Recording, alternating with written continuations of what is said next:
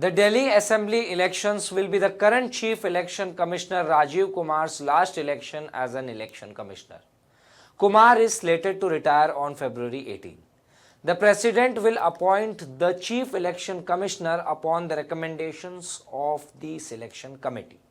The appointment of the new election commissioner will be as per the Chief Election Commissioner and other election commissioners' appointment conditions of service and term of office Act 2023. Until now, the successor to the Chief Election Commissioner CEC has been the next senior most election commissioner, in this case Gyanesh Kumar. According to an Indian Express report, as per the Act, Kumar can still be in the race for the top post of the poll body. However, according to Section 6 and 7 of the Act, the Ministry of Law will form a search committee chaired by the Law Minister to prepare a panel of 5 names for the selection committee. The Act also made changes in the selection committee. Earlier, the selection committee consisted of the Prime Minister, Chief Justice of India and the Leader of Opposition in the Lok Sabha. After the Act, the selection committee will now consist of the Prime Minister, a Cabinet Minister and the Leader of the Opposition in the Lok Sabha, who can select from this panel or consider any other person from outside, which means other than the 2 serving election commissioners. The Act states that the candidates for the top post would be current or former secretary level officers. Let me give you a brief history of what had happened before the Act came into force. The Supreme Court in March 2023 ruled that a 3-member panel headed by the Prime Minister and comprising the Leader of the Opposition in Lok Sabha and the Chief Justice of India will select the CEC and ECs till a law is framed by Parliament on the appointment of these commissioners. The bench delivered its verdict on a batch of pleas seeking a collegium-like system for the appointment of election commissioners and the Chief Election Commissioner. The bench, while delivering its judgment, had said purity of the election process must be maintained to preserve democracy. Otherwise, it would lead to disastrous consequences, the top court said.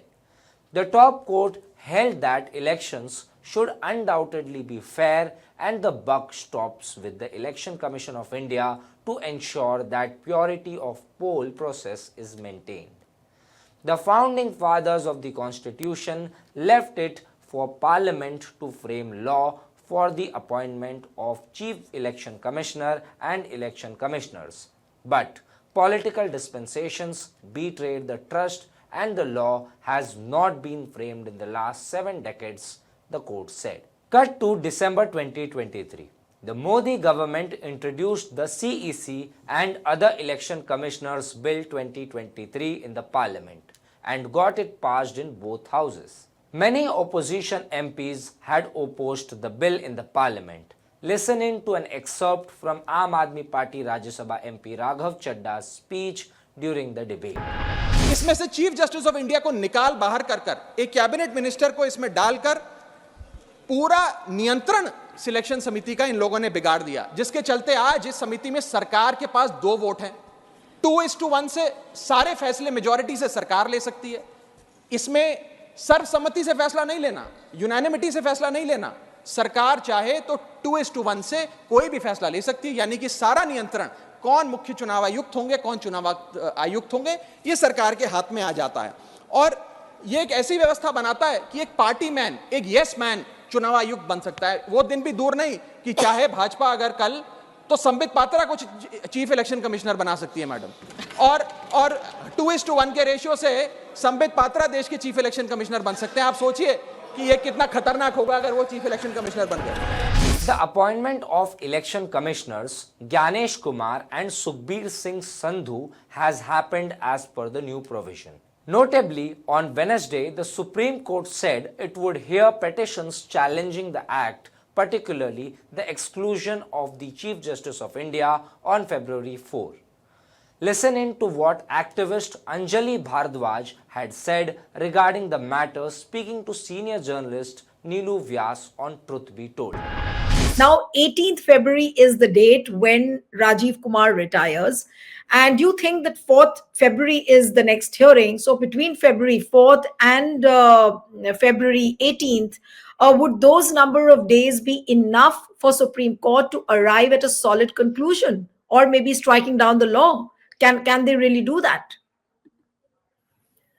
Well, Neelu, I think that what we are also now understanding is that unfortunately, there are cases that just languish in the Supreme Court.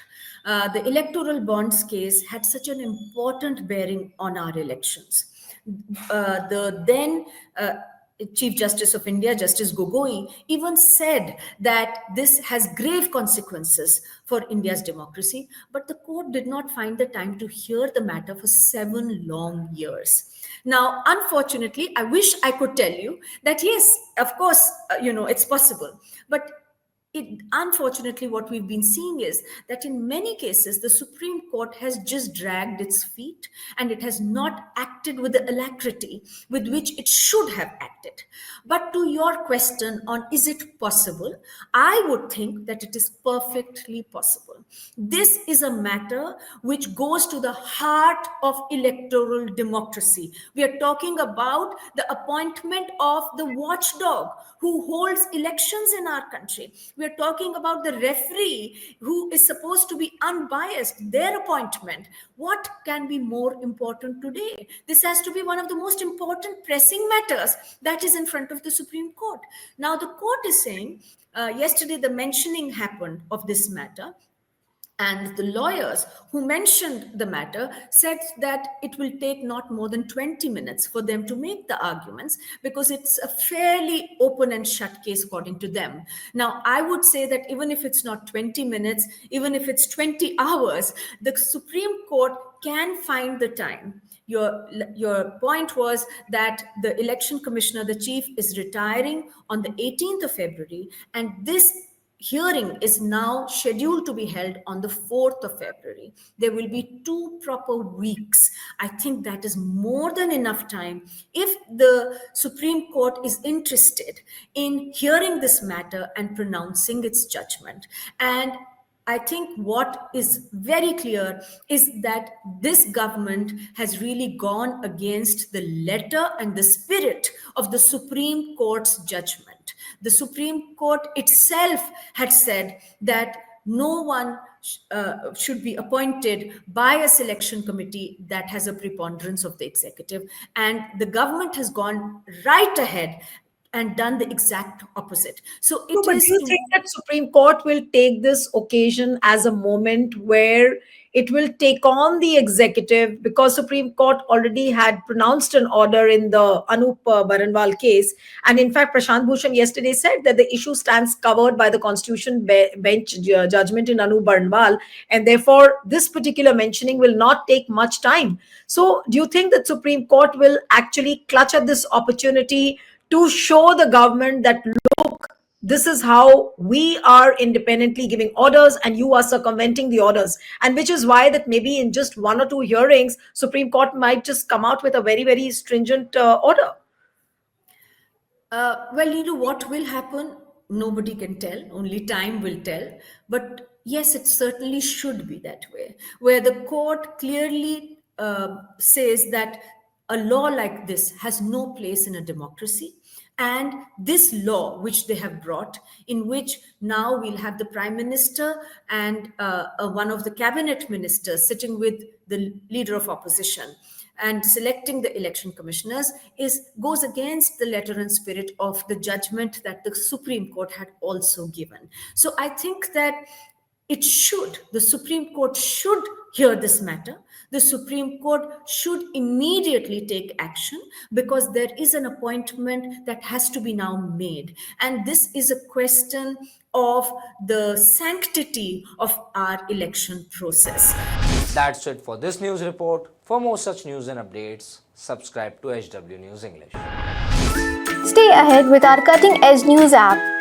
Instantly access the latest shorts in just 1 minute and breaking news in just 50 words. Download now for a smarter, faster news experience.